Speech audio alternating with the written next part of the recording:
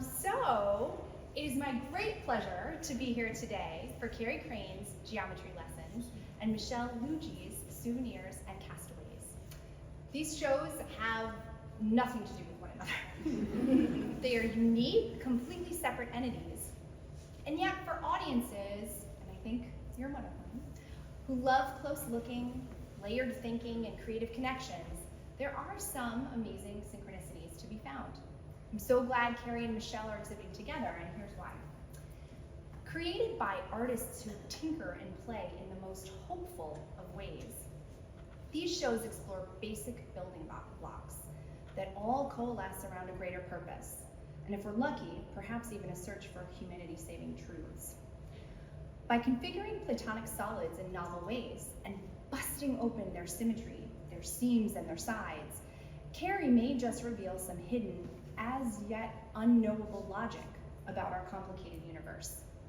She presents us with stunning spirograph-like works on paper, non-objective drawings, and painting combinations that smack of constructivism and suprematism, but that are instead individual homages to the beauty and mystery contained within a cube, an icosahedron, a dodecahedron, an octahedron.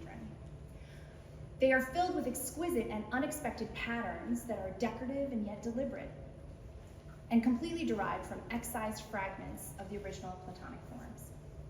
Inspired by the new shapes these drawings laid bare, Carrie ventured into the third dimension. Some of her sculptures are direct echoes of these drafted outlines. Some provide portals to the formerly unseen interior spaces of these solids, and yet all are their own kind of wondrous futuristic architecture, complete with color bursts, reflective surfaces, shapes within shapes, and Escher-like drawings that challenge our perception of reality, illusion, and the ways that curves and angles relate to one another. To my excited eyes, they also have a little bit of the alien in them, I think. Whereas Carrie has chosen to muck about with visual structures of ancient philosophy and mathematics, Michelle presents us with a kind of environmentally oriented Dada for the 21st century. Simultaneously straddling hope and futility, Michelle consistently finds witty new ways to expose and lament the ubiquity of plastic in our midst.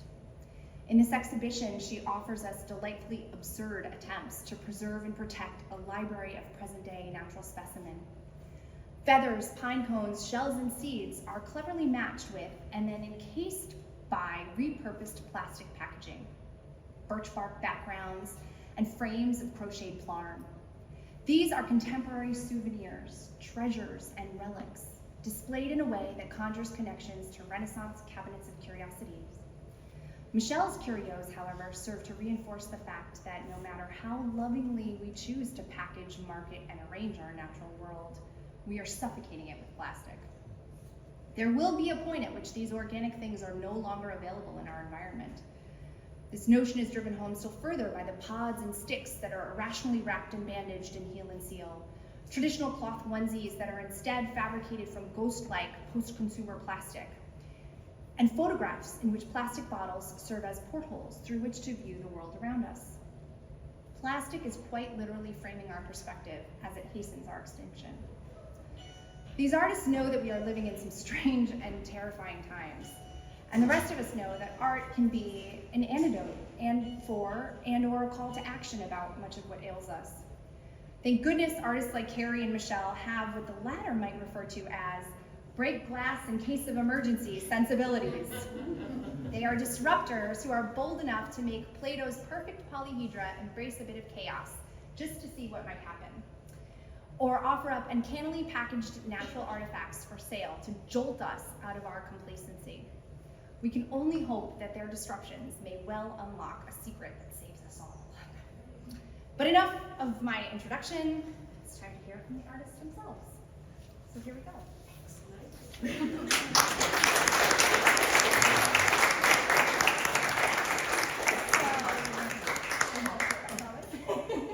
So we're going to share the mic with Carrie now, and again, to kind of extrapolate from and elaborate on her artist statement, I was hoping that you could, well, basically, my first question has to do with the forms themselves.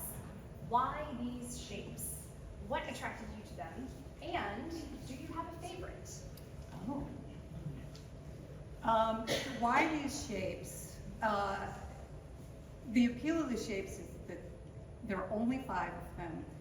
They have to contain these particular qualities, which are the length of the side, the size of the side, and the angle of the side is equal on all sides. And the sides come together, the same number of sides come together at every point. So if you think about this as a cube, you have squares. We all know they're all equal sides, and they all have right angles on the corners. And in a cube, 3 sides come together at every corner. So that same law is the same for all 5 of these shapes. There are only 5 possible shapes that can be made this way. And that I just think is kind of cool. Absolutely. So. Yeah. And do you have a favorite? The reason I ask this is because, shout out to my little kindergartner, who at the end of the year was learning how to distinguish between 2D and 3D shapes, and would come home from school for a week and ask me what my favorite 3D shape was. So, there you go. Passing it forward. Yeah. I think the octahedron is my favorite, which is 2 4-sided triangles butt to butt. There's some in here somewhere. I'm not sure why, but I like them all. Yeah. The cube is cool too, but it's kind of, normal. Square. Square. Square. Exactly. Yeah. So, I should say that in the lead up to these exhibitions, both of these artists were very gracious and had me over to their studios. So I've had a lot of time to think about this, and I've seen some of the work in progress too. And one of the things that I think is really interesting to ask both artists that you may be burning to know about too is, in Carrie's case, can you speak a little bit more directly to how the drawings came to be, how all of the different shapes and patterns in the drawings evolved, and then in turn, how some of them relate very directly to your sculptures? Okay, that's a big question. Well, I got intrigued by these platonic solids. I started drawing them, and there are certain ways that you can draw a 3-dimensional looking object, particularly a platonic solid, using a grid of overlapping circles. You get your compass, and you draw your circle. You put your compass point on the edge of the circle, and you draw again, and then you use those 2 points where it crosses the circle as your next points, and you make this big grid. And there are certain points within that grid that you draw together, and you can make what looks like a 3-dimensional cube or a 3-dimensional, any of these shapes. And so without having any intention of doing any of this, I just started drawing, just for the fun of it. And then as soon as I started drawing them, I started thinking, well, what if I just mess this up and, eliminate the side and flop it over and be able to look inside the box or the cube and put a different shape inside the cube, but always using the points on the grid to anchor all of the objects in the painting, which is, I think, why they're somewhat chaotic and energy filled, but they all land somewhere in this grid, which makes them a little more, I don't know, structured. Yeah, solid, easier to handle. And the colors and patterns, well, some of the patterns come directly from the overlapping circles, and there goes to that. The stripes that you see in a lot of paintings, I guess I just like them. And they add energy or something to the work. Each of the paintings has at least one element or 2 that are drawn with graphite and in 3 dimension. So there's this a little bit of illusion of 3-dimensionality in the drawing, and the rest are mostly flat painted spaces. Yeah. Does Did I do it? You did it, and I'm gonna, you absolutely did it beautifully, and I'm gonna make you, if you don't mind, point out, just because I found this to be so clever and fun when I saw it in your studio, that sculpture right there has a direct correlation to a drawing, right? Yes, it does. And people might not have picked up on this because the orientation is different. This, turned this way, is that. So, And that happens in and around. You can play a game, try and find where the shape came from. great. So, one of the things we talked about in your studio too was the paper that you used, and that paper might not have been your first choice for a sculptural medium. So, so my question is basically about fabrication, and you mentioned that a little bit in your artist statement. So I wondered if you could elaborate on that, and then also how that relates to some of the rule breaking you're trying to do. When I set out for this, I knew I had the show, I knew I had the space, I had this grand idea of making something really big that would have been made out of plywood and plexiglass and who knows what all. And I made a small model of it and panicked for quite a while about how I was going to build this, how I was going to allow for creativity and spontaneity in the process if I was having all these pieces cut by a fabricator, and what if I wanted to change the angle a little bit. Anyway, I finally just jettisoned, there were a million reasons that was a bad idea. So I finally woke up one morning and I went, that's it. I'm not, after many nights of bad sleep, I'm not going that direction. I like making the model. That was really fun. So I'm just gonna make a bunch of models. Then I started Googling architectural models and materials and looking for just the right material. And ultimately, I landed on this paper, which is very stable, is really nice to draw on, and moves up beautifully and takes paint beautifully. And it was no turn back at that point. And I stretched it as, I would say, that is as big as I could go with the paper and have it maintain its rigidity without warping. And then I built this thing and I'm thinking, why am I building this out of paper?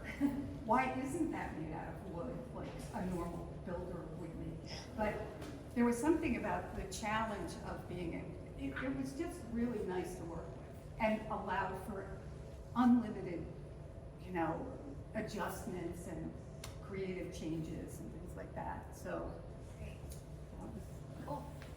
So now I'd like to pick up on a little bit on some quotes that I have from you from our studio visit. No, they're fabulous. They're fabulous. So I loved these, and this is why I want to share them with everyone else. In the visit, at various points, you said that you, quote, believe in the hidden knowledge waiting to be found in our lives, and that you, quote, hope to help crack open those truths that have yet to be unlocked. So I wondered if you wanted to say any more about that, or if you could leave them as they are. yeah, well, it's kind of a, little. It's not.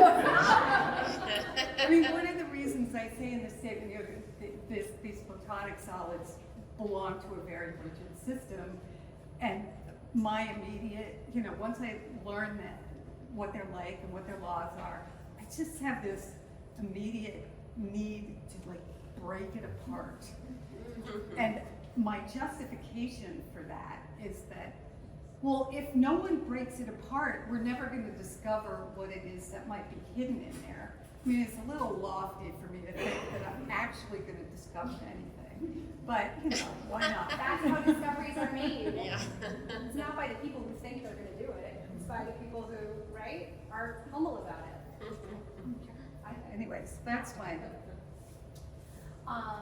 And so I just wanted to share an observation about this, that when I was thinking about these solids, they're so angular, they're so rigid, and that yet when in your play with them, there's so much softness to be found too, and roundness. And I wondered if in the course of your creating these, and the answer here can be no, and that's fine, But I wondered if this marriage of hard and soft is something that you thought about, or whether as you were making these, or whether it was just more kind of an impulse to have them share the space in the way that they do.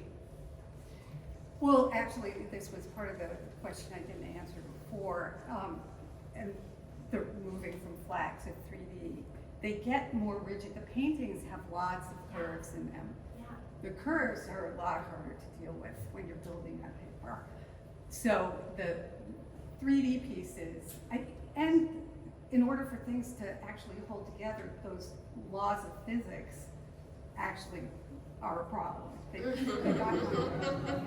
I could draw whatever I wanted to draw, and it wasn't going to fall off the page, but the edges needed to come together. Yeah. So they end up being much more rigid. So the drawing of the curves that you see in all of it is there for two reasons. One, to create an additional layer of illusion, but also to soften and relate back to that circular grid that was used in the beginning. Nice. So you sort of addressed my last two questions already, but I'm going to ask them nonetheless in case there was something you wanted to say about them, and then we'll go from there. So was there anything that you haven't addressed yet that really surprised you as you were creating this body of work? And apart from the paper, what didn't work, and how did you have to pivot when putting this show together? Did you have ideas that just simply had to fall by the wayside to get you where you are? There was like 6 months of ideas that just had to go by the wayside. But once I got to this, once I found the paper, and I have to thank my son, who's back here, for coming into the studio in January when I was like, I don't know what I'm doing. And he said, why don't you just try and build sections of the paintings? And I was like, well, I think I thought to do that at some point and totally lost track. As soon as that, everything from that point on, as soon as I found the paper and my magical 45-degree cutter, everything really, I didn't have to throw that much away. I mean, I don't know, you might think I could have eliminated something. No. But I think there was just a lot of work. And then the color, the color all happened. I mean, it's in response to the paintings too. But I didn't anticipate the looking into these objects and seeing the hidden mirror-y reflective 3D stuff going on as I set out to do this. So I'm ready to open it up to questions, unless there was something you feel like we haven't covered yet that you were very excited to share. Not that I can.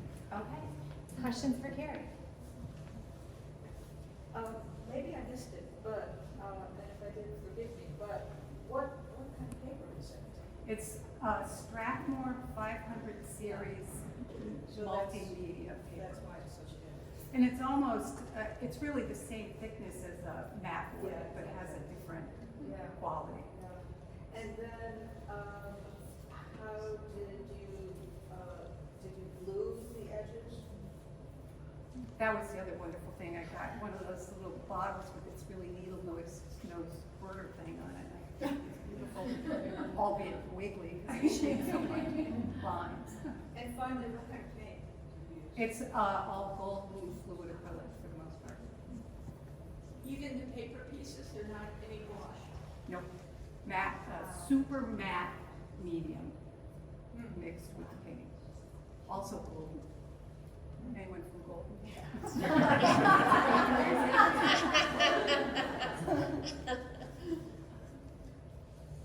Could you talk a little bit about the light that you built into them? You talked a little bit about the luminous quality, but I'm so struck by that mysterious, there's another dimension that you built in here. And did it just sort of emerge as you were working on them? Yeah, but nothing like when it got in here with real lights. That was pretty fun because, I mean, it was definitely there and it was all intentional. but there's only one piece that actually has an opening that allows light to come in.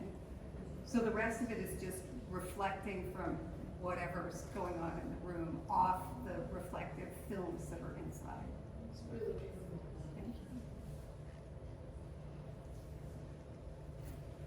I was kind of interested when I was looking at some of the patterning on the cylinders and things, like the stripes, that it's not really using perspective. It's would you call that isometric with the way you're feeling?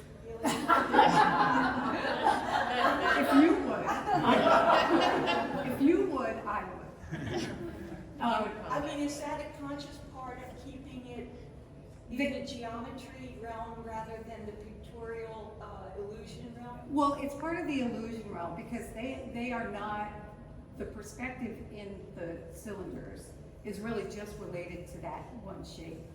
And But it goes consistently as a pattern. yes, Rather than the illusion of that perspective would do.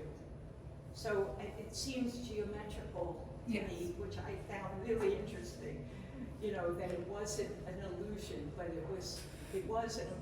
It was right, right. I mean, you know, it's like the drawing exercise, it's shading. Is that isometric? Isometric You know, when you- never meets a point. What? Isometric never meets a vanishing. Oh, okay, yes. Yes. You're welcome, my pleasure, I use it. It's hard. In other words, it's No. not affected by a point of view. Correct. Drawing 101.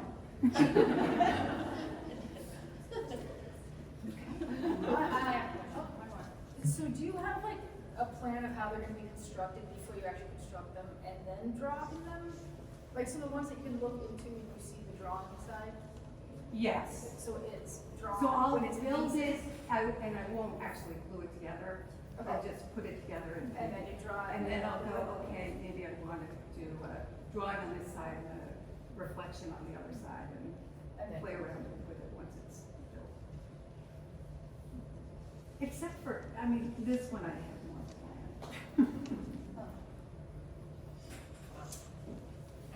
I don't have a question as much as a comment. I've seen your work for many years, and I'm really just so impressed with how thoughtful and how much you pull in sacred geometry with the circles, drawn over the circles, and how somehow that geometry in art is not as prevalent or understood as you have brought it to the forefront. And so as a foundations instructor, it's so nice to see the basics of drawing and perspective and isometrics and just how things work in science, nature, and art rolled all into the show. It's really beautiful. Thanks. It really is.